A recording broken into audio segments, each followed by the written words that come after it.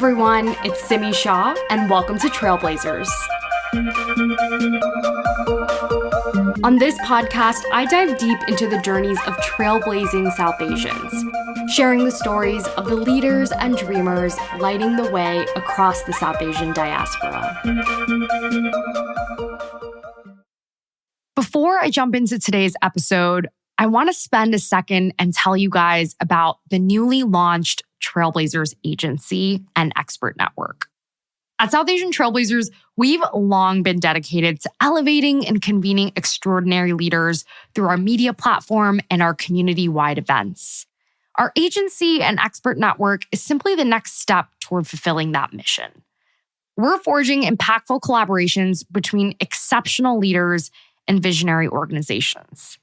If you're part of a company or organization looking for fresh and diverse voices to speak at your next summit, conference, or event, or represent you in a new brand campaign, please get in touch.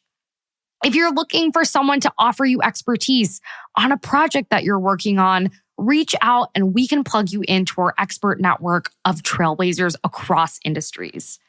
And finally, if you're a speaker or a leader looking to connect with companies who want to share in your expertise, feel free to reach out. You can learn all about us at southasiantrailblazers.com/trailblazers-agency. And with that, let's jump into our episode. It's hard to believe that we are at the conclusion of 7 seasons of South Asian Trailblazers, with over 70 stories of trailblazers told across industries and across the globe. For our finale today, I am thrilled to welcome Amol Shah. Amol is a member of the go-to-market team at OpenAI, one of the world's leading artificial intelligence companies, and the creator of ChatGPT. Amol's career spans roles at tech giants like Facebook and TikTok. And more recently, he served as the chief revenue officer for blockchain startup QuickNode. Prior to this foray into the tech C-suite, Amol served as the head of the US Disruptor team and as a founding sales leader at TikTok. Between 2015 and 2019, Amol spent 4 years leading platform sales at Facebook. He began his career in the investment banking and investment divisions at Goldman Sachs and got his start in tech in 2013 at RocketFuel, an ad tech company. He got his start in the sector after graduating from Harvard Business School. And he also holds a BS in economics from the University of Pennsylvania's Wharton School. In October of 2023, preceding a period of immense controversy, Amol joined OpenAI's team. He joined the go-to-market division to drive partnerships with the company's largest customers and advance OpenAI's mission to bring the benefits of artificial intelligence to all of humanity. I'm so excited to chat with Amol today, both about his position at the cutting edge of AI and about his pivots from finance to tech and beyond. Amol, thanks so much for being here today. Thanks so much for having me. And what a nice, lovely introduction. Really excited for our conversation. Absolutely. And I just have to mark that our academic experiences are exactly the same, except flipped. So I already feel like I have a shared connection with you in that realm, and I'm excited to chat. Yeah, exactly. I saw you're at Harvard for undergrad, and then now you're at Wharton. And so it's so interesting. We'll have to compare notes. Absolutely. So I want to go back to the beginning of the story and understand a little bit about your upbringing and how that shaped your career interests in finance and then eventually in tech. Yeah. Like so many Indian Americans who are growing up in this country, a lot of my experience was driven by some of the core values that a lot of us have. And so I grew up in the suburbs of Philadelphia. My dad, he came to this country to study. He actually went to Penn to be a chemical engineer. He got his PhD there. Wow. My mom, she raised the family, but later went on to become an accountant after she was done doing that. And growing up in our family, a couple of key things that are really similar to a lot of what we all have is just around this focus on education. Of course. And this focus on really just trying to do, I think it was like education, it was math for me, and entrepreneurship were just kind of like the key elements of my childhood. So my parents were really focused on making sure that we were studying, and that was a core part of growing up. Books and reading, and we had all sorts of opportunities, right, to engage intellectually. My dad, he was with a chemical engineering background, was really focused on making sure that we studied math and sciences, like a lot of Indians. Wow. And so middle school, I just remember like in fifth or sixth grade on Saturday mornings, other people would have soccer practice and my dad would be teaching us or trying to teach logarithms to us. I don't know if I quite got it, but early on, numbers and just sort of the familiarity with and focus on that was really important.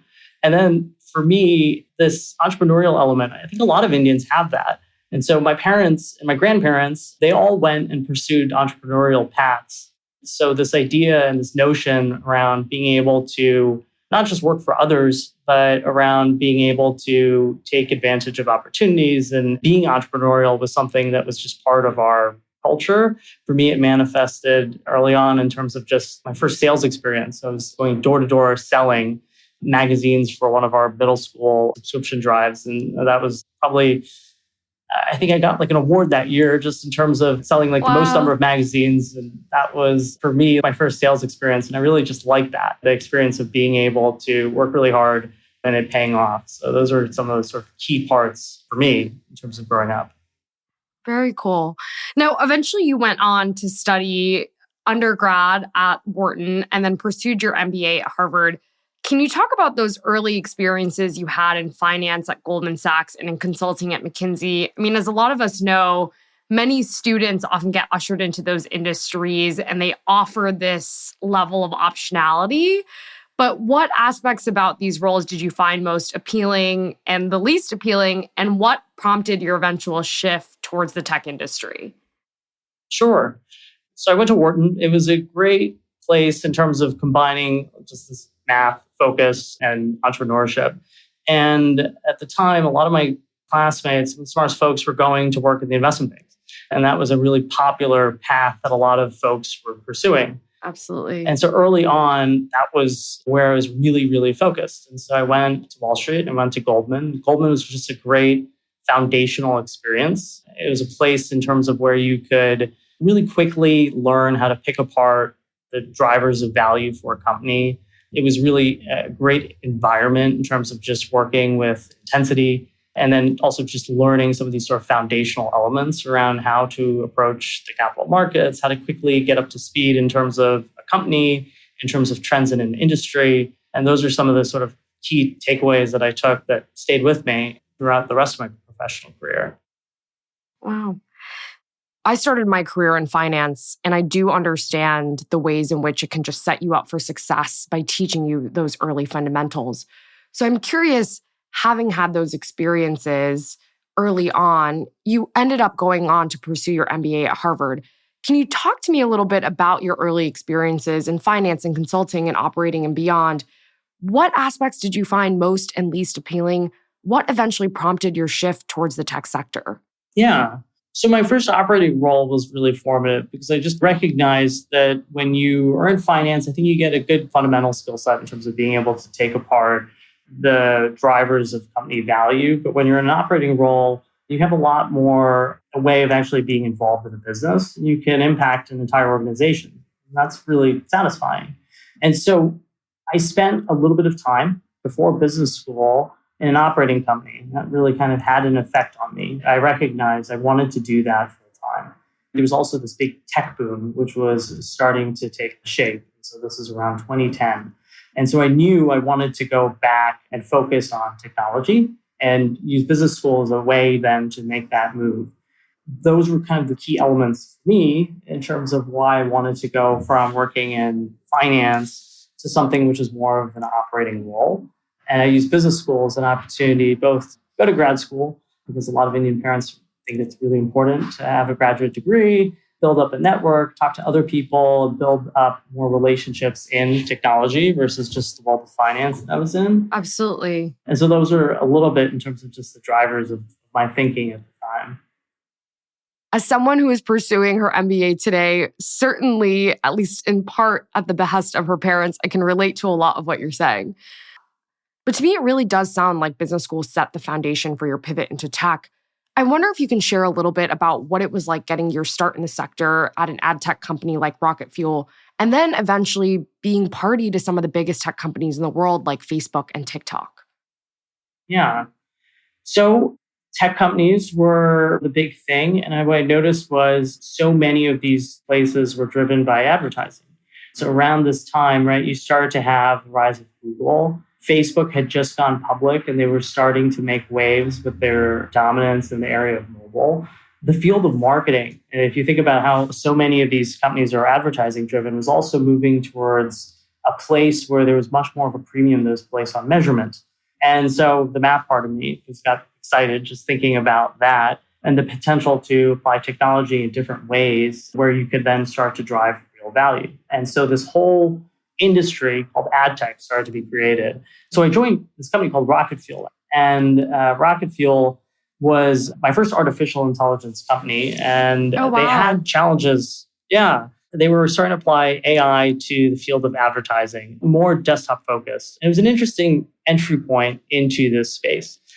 I had a banking background, and so I had no business in terms of being in ad sales or anything like that, and being in technology in general. But RocketFuel gave me that opportunity to get into this space. And so for me, that was just really incredibly grateful for that experience.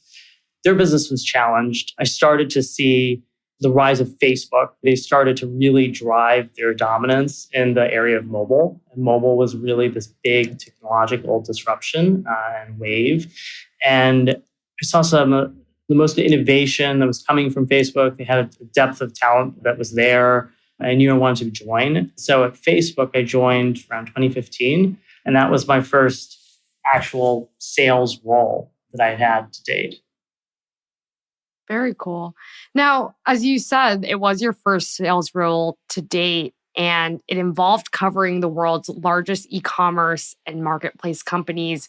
Can you share specific instances where the C-suite relationships you cultivated helped companies adapt to the major technological shifts? As you said, it was started to play such a big role on mobile, and I think for small businesses, largely in the macro environment. But what exactly was your role and responsibilities in making that shift happen?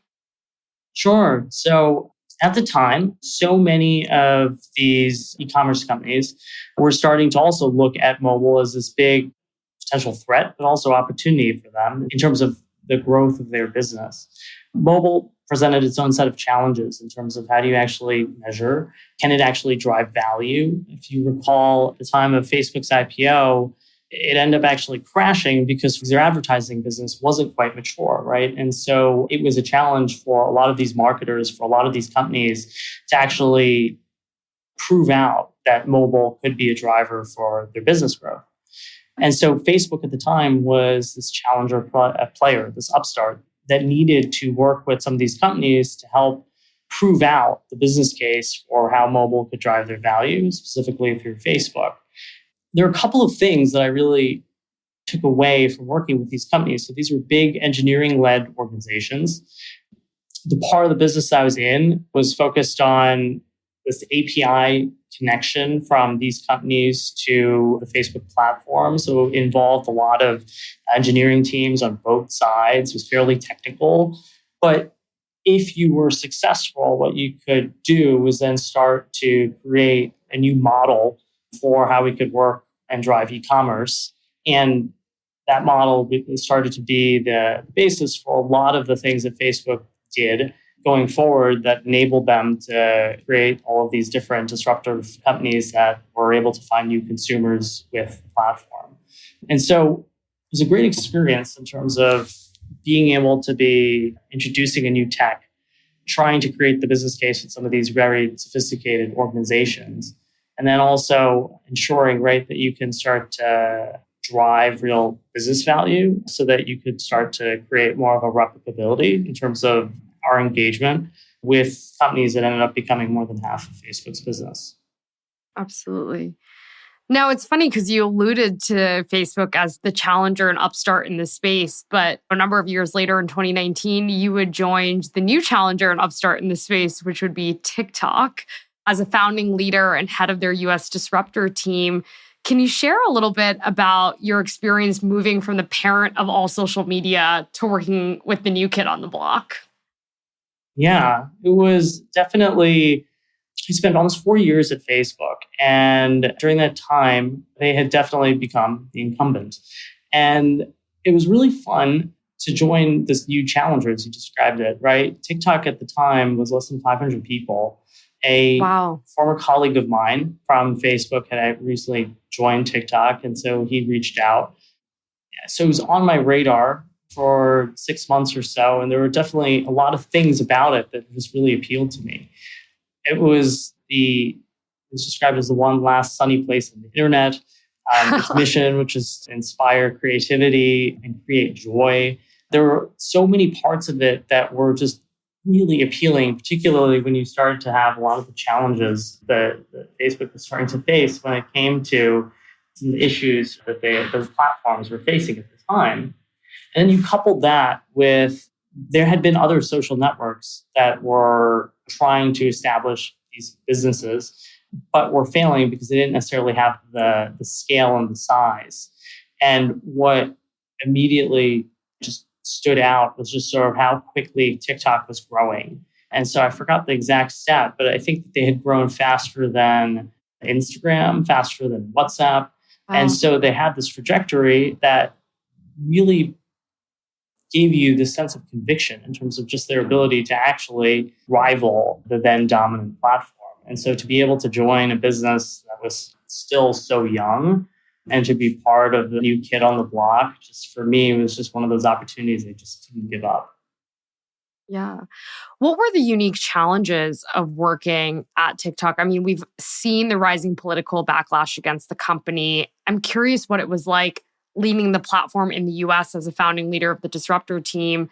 How did you work to navigate the challenges and contribute to the team's success while also operating in an increasingly hostile political environment? Yeah, so a couple of things there. I think that the challenge that they had at the time was that they were trying to create more of an e-com business that was replicable. And so they had a challenge around how do you start to create a recurring revenue business focused on e-com. For me, having spent so much time thinking about the specific needs of e-commerce and a chance to really roll that out in a way where you could start to prove out value was something which I thought was just really compelling. And so that was something which got me really excited. At the same time, what was really unique, and so going to your point around what are some of the challenges around TikTok, it was the first instance where I was working at a company that was from Northern California. And so there are definitely some elements in terms of just how Chinese business culture can be very different when you're in some of these organizations. And so definitely it took some time for me in terms of just adjusting to how to operate and to work in those types of environments. So we didn't have org charts, for example. Wow. There was a lot of information silos. And so just understanding how do you operate in that kind of environment was definitely a challenge that I hadn't necessarily foreseen. Then you introduce a time. So I joined late 2019, 2020, if you may recall, right? There was a bunch of headlines that TikTok was in because the company was at the center of this big geopolitical storm. So you had the then administration that was enacting potentially an executive order. And so how do you navigate, right, the challenges of geopolitics while you're trying to build a business? That was something which I hadn't necessarily foreseen when I was joining the company. Wow. Super, super interesting. I'm curious, you had gone from these more, I would argue, sterile and structured environments working in finance and consulting, obviously prior and a little bit post your MBA experience. What was it like being a part of the darlings of Silicon Valley? And to your point, TikTok, it sounds like, didn't even totally match the organizational culture or structure of some of the companies that we typically find built here. But what was the shift in that experience? Did you find yourself naturally enjoying the world of tech? Did you miss some of the structure of more traditional consulting and finance? I think there are advantages and disadvantages of both. When you're in some of these very structured environments, I think that gives you a way of thinking, and you can apply that to a lot of different experiences later on in your career. But at the same time, when you are in a company that's going through hyper growth, sometimes the environment that you're operating in, that type of thinking can actually be slowing you down. And so what I learned from being in a place like TikTok was just the importance of something like velocity. Interesting. The fact, right, that the company was so focused on shipping, but that really gave them the ability to accelerate and to catch up to other rivals, where planning sometimes start to slow things down to a huge degree. I learned a lot about some of the benefits of, in some instances, right, being able to put together a plan, shipping, and then iterating as you went along. And while not everybody right at the company had consulting or banking backgrounds, I actually did hire a number of people, the team that I had, that came from non-traditional backgrounds. So not sales backgrounds, but from consulting and things like that, because we were trying to approach the market and the problem with a skill set that was really focused on analyzing a problem, but then quickly being able to make decisions and operate. And so in many instances, right, you can have kind of the best of both of those ways of thinking. Absolutely. Super, super interesting. I would love to spend more time on your experiences at Facebook and TikTok, but after your role at TikTok, you pivoted to a company called QuickNode, where you joined the C-suite for the first time as Chief Revenue Officer. Can you speak to making that transition, and what was it like entering the C-suite for the first time? I really enjoyed that 0 to 1 experience of building a business. And for me, TikTok gave me that opportunity, which I never had before. It was a fantastic experience. At the same time, the leadership changes at the company, and some of this was just driven by some of the turmoil that happened at the company as we were starting to have a CEO who joined from Disney for 6 weeks and then left. Some of the geopolitical concerns meant that I wasn't necessarily part of the leadership team at TikTok. So how could I get that kind of experience again? For me, the answer was joining a startup where you can build something, you have that 0 to 1 experience, but at the same time where you can be part of that founding team. And I found that opportunity at this company, QuickNode. So if you recall at the time, in early 2021 or so, a bunch of people were focused and were interested in Web3. And some of the stuff was focused on NFTs and consumer applications. But QuickNode, one of the things that really drew me to them and to the business model was that they were focused on more of the infrastructure segment there. And so that, to me, was more of a B2B sale and a B2B business model. And that's just my wheelhouse, having spent all of my time before in that similar kind of space. And so the opportunity, to join a company, to do that 0 to 1, to focus on B2B in this new hot space and to learn a new technology, which I was really excited about the potential to disrupt and to potentially reinvent the financial system. That combination was something that really kind of drew me to joining a startup. That's very interesting insight, hearing about the excitement of working on the 0 to 1 stage of a business, and also the challenges of working in Web3 and blockchain and beyond at the time. You were at this startup QuickNode for about 2 years and eventually make the decision to transition to another startup, OpenAI, one of the foremost AI companies in the world. Share with me the thought process behind that decision. What motivated your move to OpenAI? Yeah, going from 0 to 1 was fun. We went from less than 10 people when I joined to almost 100. When you start to have some of the situations that happen with Sam Bankman-Fried, with FTX, you start to see that the B2B space and that opportunity and that segment within the market really wasn't going to become really, really big. I wanted to think about what could be another area where there is technology with a similar disruptive innovation element, but where there was strong fit with businesses, with the B2B space. And I, like many people, started to get really just obsessed with thinking through the AI space. OpenAI is probably one of the most famous within the area of artificial intelligence. They had recently released ChatGPT. They were starting to build business, which they had this amazing product. They were starting to build out basically the business side, and an opportunity to be part of this platform that was at the center of this whole new wave of innovation reminded me in some ways of just my previous experiences of these big platform companies, but with the added benefit that this was a startup. And so you still have this feel of the 0 to 1 element as you're building a business with a fairly lean team. So it was kind of the combination of that scrappiness from the startup experience with this real belief that this is something that could end up actually driving a ton of innovation and value. for the foreseeable future. Now, before we delve into your role at OpenAI, I have to ask, you joined the company during a period of considerable instability and controversy. And for those who aren't familiar, OpenAI's CEO, Sam Altman, was suddenly fired by their board and then reinstated after a couple of days. And there was a lot of back and forth with Microsoft, who's the owner of OpenAI, among the company's board and other co-founders, as well as employees of the company. It all resolved itself, but it caused quite a bit of hoopla in the tech industry and the broader world, just given the imprint that OpenAI has left on the landscape, particularly through ChatGPT. Can you tell us a bit about how this played out from your perspective, having just joined the team, especially given that you were one of the signatories of the letter in support of Sam Altman? And I'd also love to hear a bit about how this incident impacted the company over the next several months. Yeah. I joined OpenAI, and then within my first month, we had what we call internally here the blip. And so it was this period of time over Thanksgiving week when that happened. We're really happy that Sam is back at the helm. I think that the entire experience is really one where we've learned just a couple of things, right? But one was that we had so much support from some of our customers, from our clients. The whole company really came together as we were navigating through this circumstance.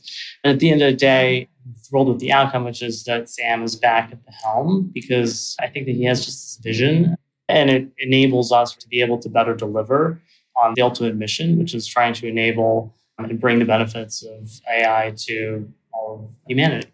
So it was definitely a period of time, 1 week, right? We were seeing a lot of the company in the press and the news cycles from being on the inside, and as was part of the group of signatories as you described, right? To have seen the entire company band together to be putting together that petition, to assuring as we end up actually getting to the right outcome, which is Sam back at the helm, really was one of those experiences where it was crazy at the time in terms of just going through that, but happy in terms of just we end up actually coming to a resolution where in some ways we end up actually having just this incredible outpouring of support. The company came together. And so in some ways we were almost stronger and then come out of it. And so that was my thinking and feeling around that, was just around just one of those things where I think we came out better at the end. It was a really interesting experience having been at the company for less than a month and to be part of this group of extraordinary 700 or so folks at this time, and to have just seen just everybody coming together. And then ultimately, right, having Sam back at the helm, some of the sort of adjustments that we made in terms of how we're thinking, how our governance, and to ensure that we were being really focused on the mission above all else. And I think that this structure enables us to do that. Yeah, it's interesting. I remember reading about Web3 and blockchain and crypto as if it was going to be the next big wave. And then it felt like AI came in and completely decimated that trend, because there were actually results to show in a way that the crypto space unfortunately blew up, as you pointed out. Now, I want to speak a little bit to your actual role at OpenAI. You're part of the go-to-market team. Can you give us a glimpse into what your day-to-day looks like? What does go-to-market actually entail? Sure. A member of the go-to-market team. A lot of people ask me, my mom says, what exactly do you do all day long? And so our business is divided into two parts. So a lot of people know OpenAI from ChatGPT, and it's this phenomenal application which a lot of people have been able to access. We recently released the business version of that. So it's ChatGPT, but with additional enterprise features and controls. That's one part of our business. And then there's the second part of the business, which is our API business. And so we work with companies that are seeking to embed the underlying technology into products, either products that they ship externally to customers or for some internal AI transformation efforts. That's the part of the business that I spend my time on. And so our goal is around how do we enable these companies to build on our platform? How do we select the right ones? Who should we help in terms of actually being able to support? There are a lot of people who potentially could work with us. We're not able to work with almost everybody. But what we started to do is we recognize that from some of the Fortune 500 and AI-enabled startups, right, that there's a lot of benefit in terms of having people who you can work with, who you can start to solution with, who are here at the company. And so that's the part of the team that I'm focused on, which is working with a segment of players who are focused on building with our underlying tech. Very interesting. Can you give me an example of one of those applications? Sure. So we have a couple of different examples, right? So one, which is one of my favorite, is how we work, for example, with a company called Klarna.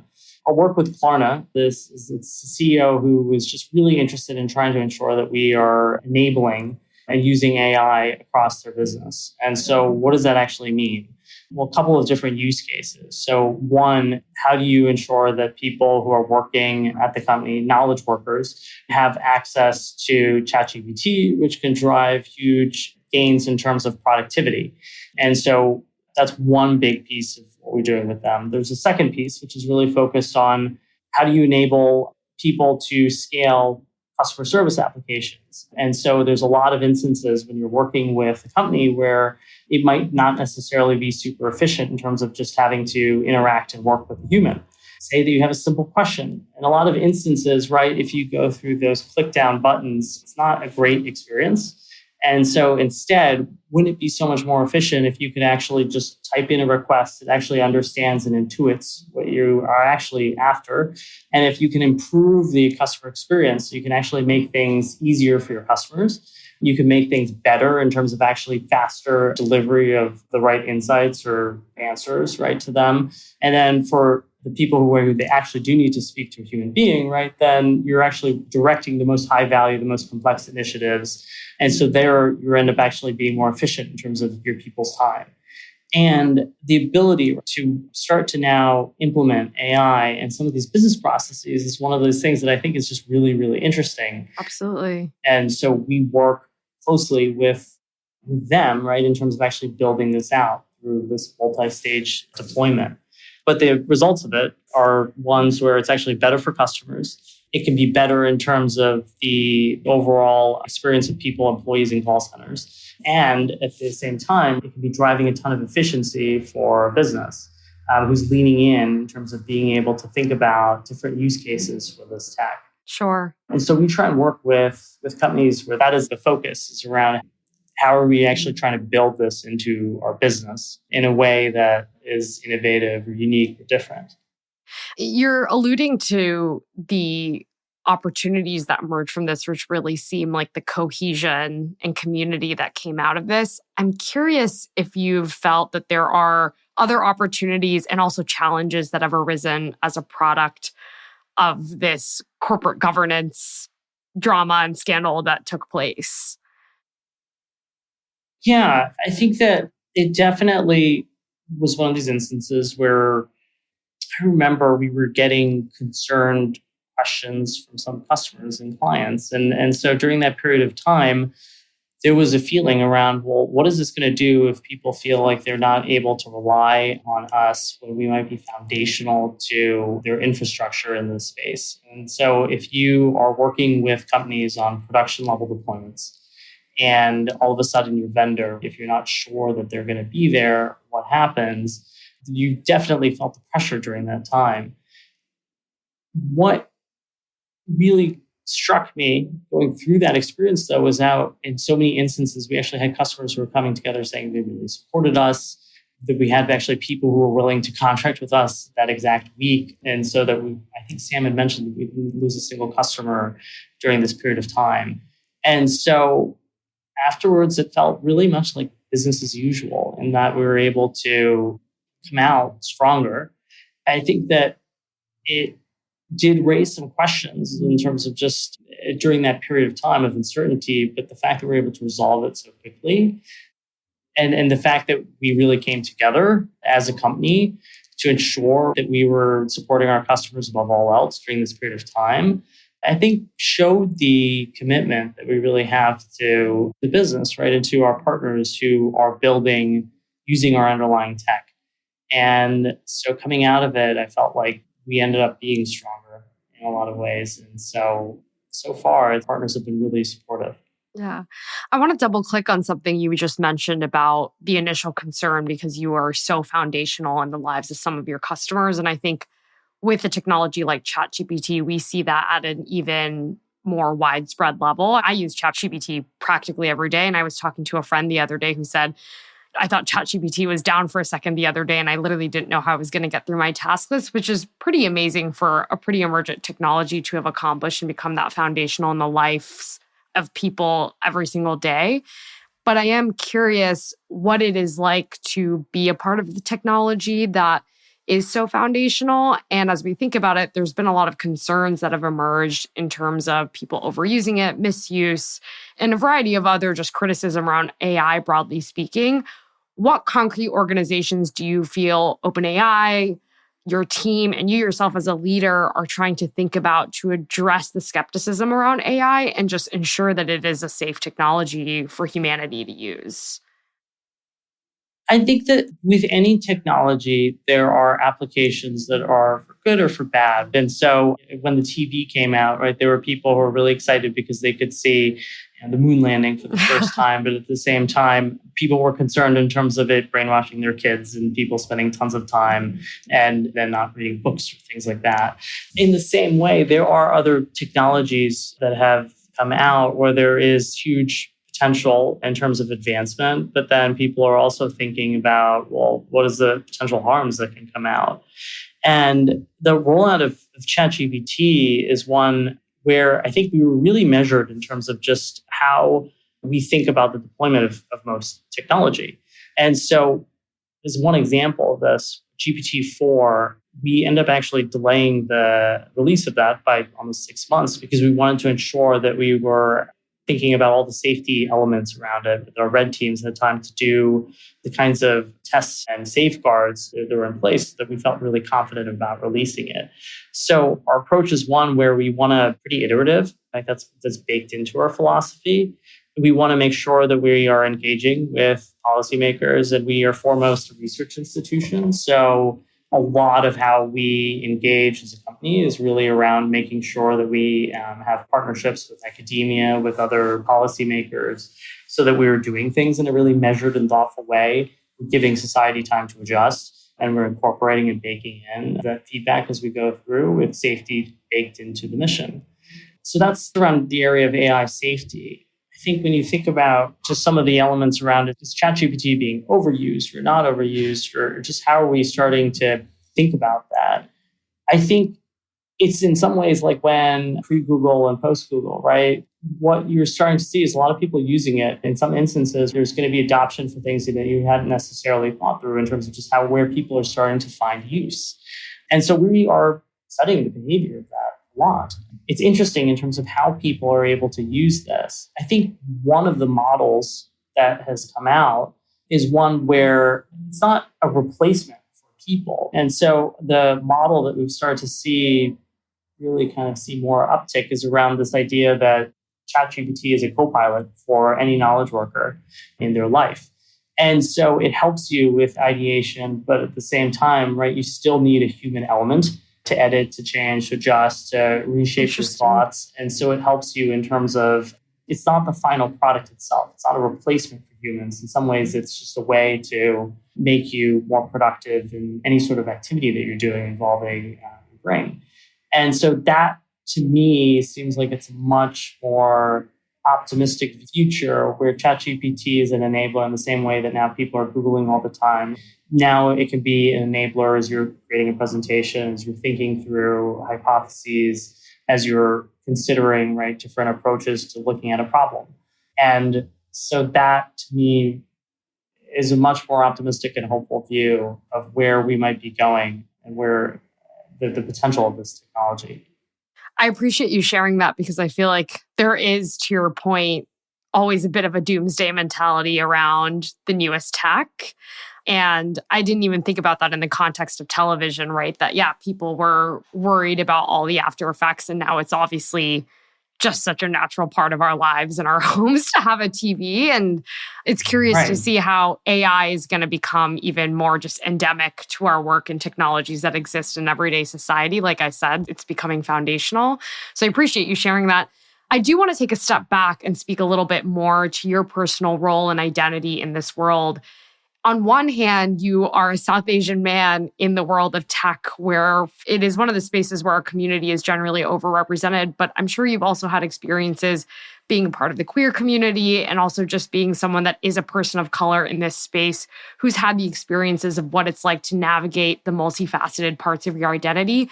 Can you speak to what it's been like and how your identity has impacted your career trajectory over the number of years that you've been in both finance consulting and now tech today? Sure. And a couple of things. I think that when you think about your identity, there's some parts of it that everybody can see in terms of if you're an Indian. And that was something that was always very visible. But at the same time, there's values that I learned from growing up, right, in an Indian American family that really just were formative and shaped me, but they're not all of me. Being gay, for example, is one of those things where not a lot of people knew that immediately before coming out. And so it was one of those things where it shapes an identity, but at the same time, it's not the sole who you are, but it is a core piece in terms of as you think about who you are as a person. And then being Indian in tech, I think we do have a lot of Indians who are in technology, but at the same time, a lot of them are actually on the non-sales side. And so being part of the sales side for me, there's elements of it that were pretty different and unique. At the same time, I grew up in Pennsylvania in the suburbs of Philly. So there weren't that many Indians that were in my community. Definitely weren't a lot of gay Indians in my community. And so this idea, this notion of sometimes being an outsider or being part of the minority is something that I've had throughout my entire life. I really do treasure, right, how some of those elements come together, because I think it's helped me sometimes in terms of taking a position of being a devil's advocate, of sometimes being able to look at things in a different perspective. And so those different labels, they don't define how you view the world, but at the same time, they do shape it. And I think in some ways, right, that ability to sometimes challenge existing assumptions, of actually being able to look at a problem in a different way, and of having just empathy with somebody who's part of the minority is something that I carry with me in terms of just how I operate, in terms of how I work. And I appreciate and I treasure that. So that's a little bit, I think, to answer your question. Absolutely. Looking back, if you were looking at the version of yourself who was in middle school or high school living in the suburbs of Philadelphia, what piece of advice would you give to the Amol of that day? And thinking about that in the context of advice you would give to young South Asians who are struggling with their own identities and figuring out how to chart their career paths forward. Yeah, I think there are a couple of things, right? The best career advice that I was ever given was that there's no substitute for hard work. And so the values that you carry, it's more important in terms of those types of values than it is around any specific domain expertise, things like that. I think that the other piece of advice, which I would give my younger self, is around the value of adaptability. And in particular, if you think about going into an industry like technology, where you end up having these waves of innovation. And so you have to kind of quickly become an expert on something, but you have no real way of trying to forecast 10 years, 20 years from now, what exactly is going to be the next big thing. And so what that teaches you is just around the importance of being adaptable, of being resilient, and of being able to think about what you can take from one experience and how it can apply to something that's not necessarily the same thing. And for me, right, that has been something that I've had to, this idea of just being able to pivot and to reinvent and to move into separate and different spaces. It keeps things more interesting. But at the same time, right, then I would have told my younger self, don't worry so much in terms of expecting that you're going to be in the same industry or the same company for 15 years or so, because really being able to adapt to some of these big shifts is actually more important. And so I would have said, don't worry as much. The other piece, I think, is it's about some of the relationships that you make along the way. And so for me, some of the things that I found the most valuable or the most interesting experiences in working were not necessarily just on the specifics of the company or the problem, but it was around how I developed really strong relationships with some of my customers, with people that I worked with. And so going to a place where you feel like you're around really smart people, where they push you to grow and to develop, to me, have been some of the most satisfying elements that I found in my career. was definitely have drawn me to OpenAI, for example, right? It's just because the quality of the talent, and just the smartest people that you ever see are all just my coworkers right now. And I'm so grateful, right, for that. But also what I recognize is that sometimes it really is so much about the people. And so to over-index on that versus trying to think about everything from a business case study, to me would be the other piece of advice that I'd offer. Maybe last thing, which is around, so many of us, especially when you're younger, we think that career is the only thing that's important. Yeah. I love the fact that now, through work, right, enables me to do other things, to spend more time with my family.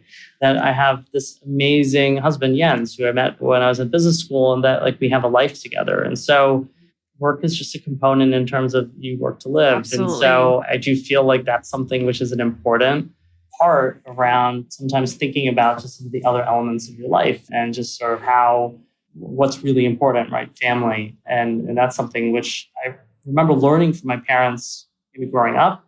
I don't think I really quite processed it until I ended up much later in my career. So that's the other advice that I'd offer to people who are thinking about this. Yeah. I appreciate you sharing those nuggets of wisdom. I think every single one of them resonates deeply. And I think even as you were speaking about the piece on adaptability, that's so clearly captured in your own story of as you were talking about being at QuickNode and then seeing the quick turn as we saw a lot of the crypto and Web3 market shift. And then AI became sort of the next big wave and the ability that you had to even adapt in your own career. And then to your point on a lot of things in life don't just traverse the professional, they also traverse the personal. And that takes me to my last question for you. I'd love to hear a little bit more about what is on the horizon for you personally and then for you professionally in the context of OpenAI, but also the goals you have for yourself in your career. Yeah. From the personal standpoint, I mean, we're hoping to get a dog, I think, in the next year. That's that's Jens and mine, that's our main, maybe a place that's outside of the city. In terms of just what I get really excited about, if you can tell from just what I've been working on, a lot of the things that get me really excited is when you have this new technology, but that can actually be really impactful and where you're doing something for the first time in terms of working with a company to drive some sort of business case, and that being something that could be really, really interesting and have an impact on the bottom line. And so for me, we're still really early in this revolution. And what I get the most excitement from is actually thinking about some of the things that we have in the works this year, working with some of our customers. I think we've seen a lot from the AI standpoint. We've seen a lot of people talking about it, but we haven't yet seen the full effects of it playing out in terms of production rollouts, in terms of businesses adopting it. And so for this year is really when you're going to start to see businesses, companies, the ones that are covering, right, hopefully start to adapt this and start to see some of the benefits for their customers, for their employees, for their own business models. So for me, that is just going to be a really fun time this upcoming year is to actually get some of those proof points and hopefully to drive some of the business results that we're really interested in proving out together, and then using this so that we can help others as they use and engage this tech. So that's for me an area of excitement. Yeah. And what about you in the long-term horizon of your career as you see it? I mean, do you see yourself continuing in tech? Do you see yourself pushing for leadership in these roles? Do you see yourself in the realm of AI? I'm curious, just based on the different pivots you've made in your career. I think we're early in this stage for sure. So for me, I think that this is definitely the first year of probably what's going to be a next mega cycle. But what I've also learned through my career in tech is to be humble and to be adaptable. And so I definitely look at my period of time in Web3 as an example where probably could be something which could be so transformative. And it definitely struggled. And so for me, actually being able to be adaptable, to be building those strong relationships along the way, and having a sense of humility when it comes to the ability to predict perfectly 5 years out or 10 years out in terms of any trajectory of any technology. Those are the kind of the things that I keep in my mind through my journey. Wow. Well, Amol, thank you so much for taking the time today to share your story. It's so fascinating to hear not only about the pivots that you've made, but the clear reflection that you've done on what's carried you through your personal and professional life thus far. So I appreciate you taking the time. Thank you so much for having me. Really appreciated it. Of course. Thanks for joining us for today's episode. If you want to get new episodes straight to your inbox, subscribe to our newsletter at southasiantrailblazers.com and follow us at South Asian Trailblazers on Instagram, Facebook, and LinkedIn.